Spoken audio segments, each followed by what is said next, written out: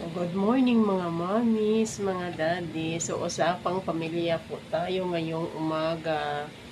So, sa mga mommies, sa mga daddies, ay magbibigay po tayo ng mga magandang opinion para sa mga nangyayari sa mga kabataan ngayon.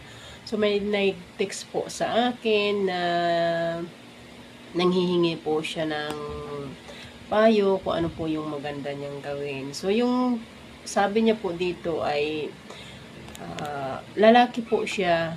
Magsi-senior high school pa lang po ako ngayong pasukan.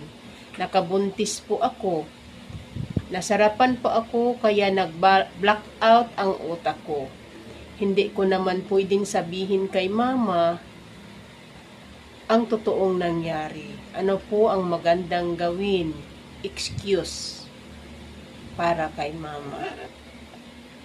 So, ang bawat mami, bawat daddy ay magbibigay po ng opinion para po ay yung mga nakakabasa at nakakakinig ay makapagbigay din, makakuha din ng magandang mga aral na galing po sa inyo. So, isa po siyang lalaki at estudyante.